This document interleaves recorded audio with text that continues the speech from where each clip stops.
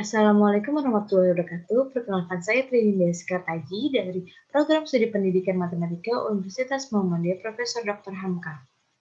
Pada video kali ini saya akan membahas mengenai proposal penelitian kualitatif saya yang berjudul Analisis Kemampuan Berpikir Kreatif Siswa dalam Menyelesaikan Soal Tipe High Order Thinking Skill pada tingkat SMP. Proposal ini terdiri dari 3 bab. Bab pertama pendahuluan mengenai latar belakang masalah. Setiap individu pada umumnya mendapat masalah di kehidupan sehari-hari, baik masalah yang umum maupun masalah yang terlibat dengan matematika. Hal ini disampaikan oleh Windari dan kawan-kawan. Masalah yang melibatkan matematika untuk menyelesaikan diperlukan konsep matematika. Seseorang yang belajar matematika dituntut untuk berpikir kreatif, kritis, jujur, dan dapat menerapkan ilmu matematika dalam menyelesaikan masalah di kehidupan nyata. Menurut Anggoro, tingkat kesulitan yang tinggi pada soal-soal yang diberikan dikategorikan sebagai kemampuan berpikir tingkat tinggi atau high order thinking skill. Salah satu kemampuan penting yang termasuk dalam kemampuan berpikir tingkat tinggi adalah kemampuan berpikir kreatif, menurut Dr. Roman dan kawan-kawan.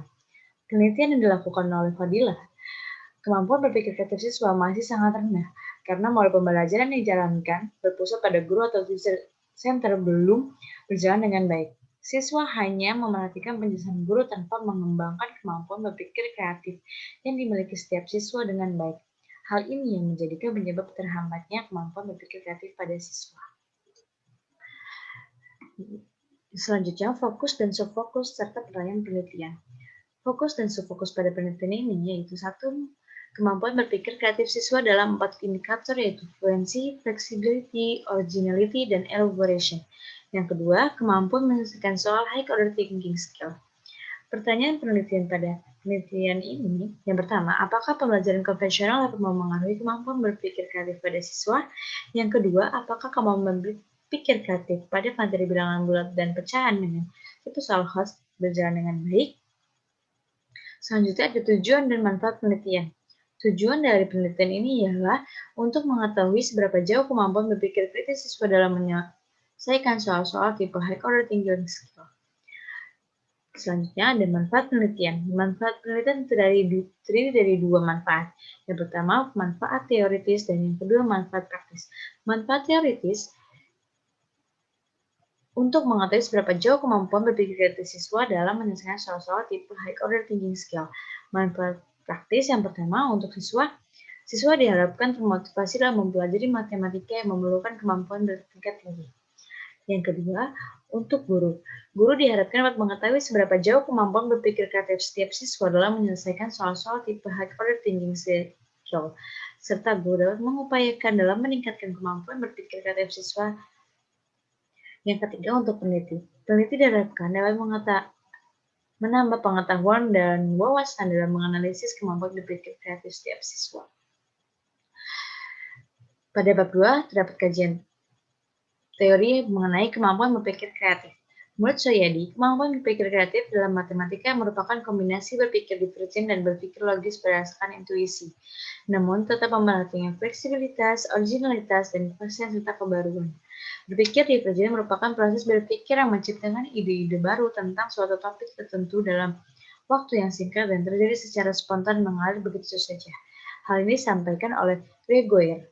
Menurut Guilford, seseorang memiliki 5 perilaku kemampuan berpikir kreatif, yaitu fluency, kelancaran dalam menghasilkan banyak ide-ide atau gagasan, flexibility, keluasan dalam menggunakan berbagai macam pendekatan dalam menyelesaikan permasalahan yang ada, originality, keoriginalitas seseorang dalam mengeluarkan ide-ide atau gagasan dari dalam pikiran, elaboration, kerincian dalam menyatakan ide-ide atau gagasan.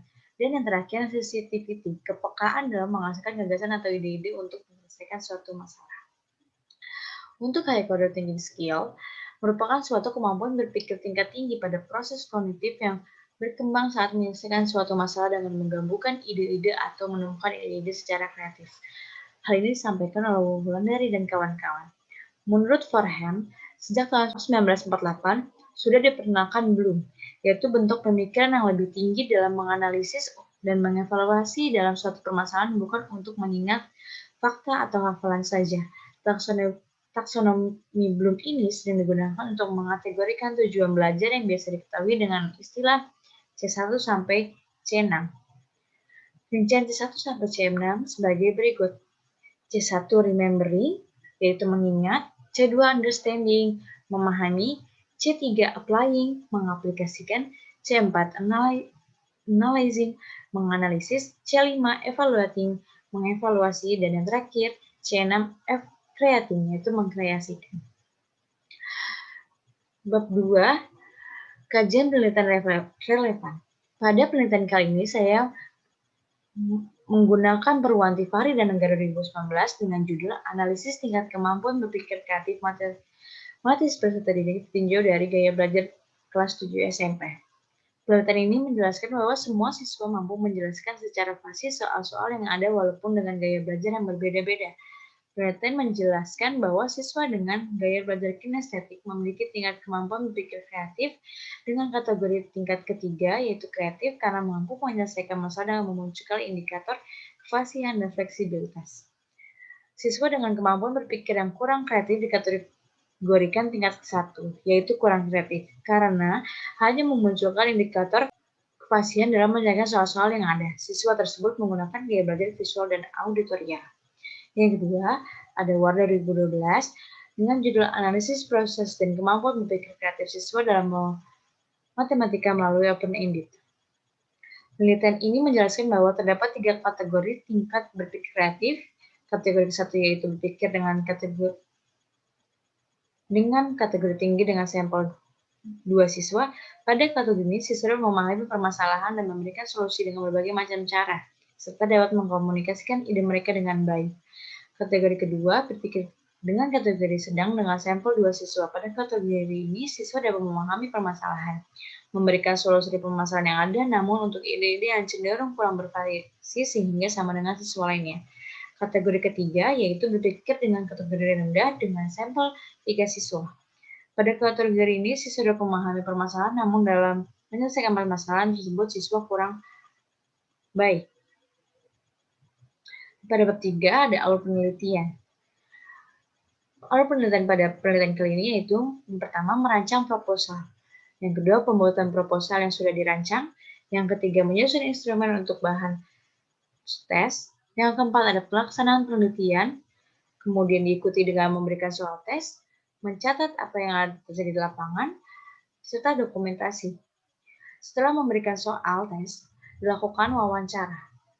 Selanjutnya, menganalisis hasil penelitian dan melakukan skripsi. Tempat dan waktu penelitian serta latar penelitian. Tempat dan waktu penelitian ini dilaksanakan di MTS Negeri 30 Jakarta yang terletak di Jalan Masjid Al-Akbar nomor 51 RT 3 RW 1 Munjul, Kecamatan Cipayung, Kota Jakarta Timur, DKI Jakarta. Untuk waktu penelitian disesuaikan dengan materi pembelajaran matematika di sekolah. Adapun rencana penelitian ini pada bulan Juli 2020 sampai dengan Desember 2020 dengan rincian sebagai berikut. Perencanaan dilaksanakan bulan Juli sampai Agustus. Pelaksanaan dilaksanakan pada September sampai dengan Oktober. Analisis data dilaksanakan dari bulan Oktober hingga Desember. Latar penelitian. Mengapa penelitian yang dilakukan MTS Negeri 30? Karena MTS Negeri 30 masih menggunakan metode pembelajaran dengan teacher center. Selanjutnya, metode dan prosedur. Dalam penelitian ini digunakan model penelitian kualitatif dengan jenis penelitian fenomenologi.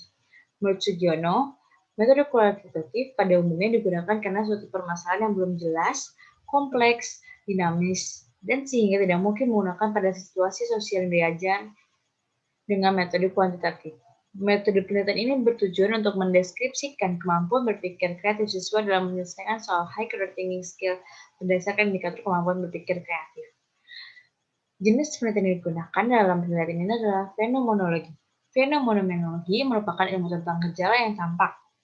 Dalam penelitian kuantitatif, jenis penelitian fenomenologi selalu difokuskan pada memahami, menggali, dan menafsirkan arti dari fenomena peristiwa yang ada dalam situasi tersebut. Menurut Kurniawan, fenomenologi upaya mengungkapkan untuk atau menjelaskan suatu konsep atau fenomena yang dilandasi oleh kesadaran dari responden. Selanjutnya ada peran peneliti dan data sumber data. Peran peneliti pada penelitian kali ini ialah membuat proposal penelitian, membuat instrumen serta menganalisis jawaban dari siswa yang telah menyelesaikan suatu permasalahan. Sumber data dibagi menjadi dua, sumber data primer dan sekunder. Sumber data primer adalah data yang langsung diberikan oleh narasumber kepada peneliti menurut Sugiono 2013. Data tersebut dapat berupa jawaban dari soal yang diberikan, wawancara pada responden, dan catatan lapangan.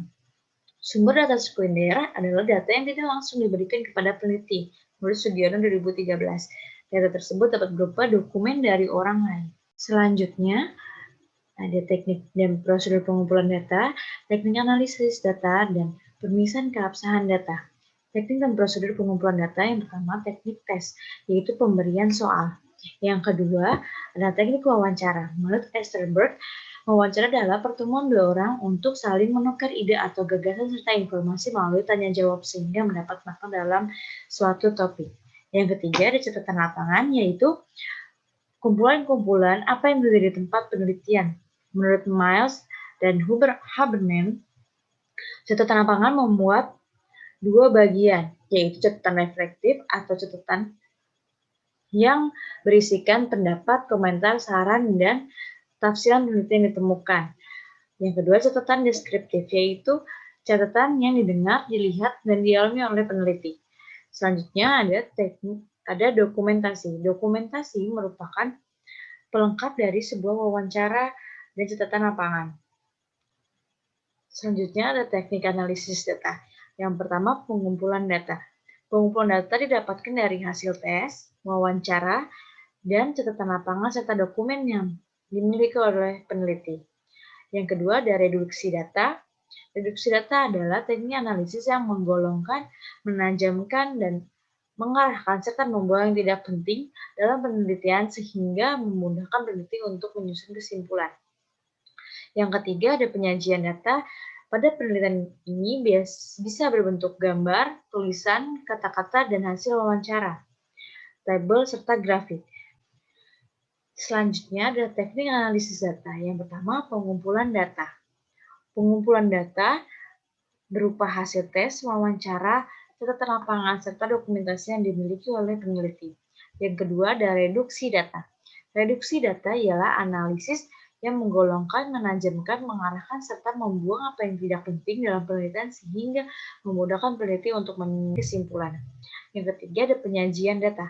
Penyajian data bisa berbentuk gambar, tulisan, kata-kata hasil wawancara, serta tabel dan grafik. Hal ini memudahkan peneliti untuk mendapatkan informasi untuk menuliskan kesimpulan. Yang ketiga, ada penarikan data. Selanjutnya, pemeriksaan keabsahan data. Dalam penelitian, pemeriksaan keabsahan data dibuktikan dengan data yang diperoleh benar-benar kredibel. Maka peneliti menggunakan cara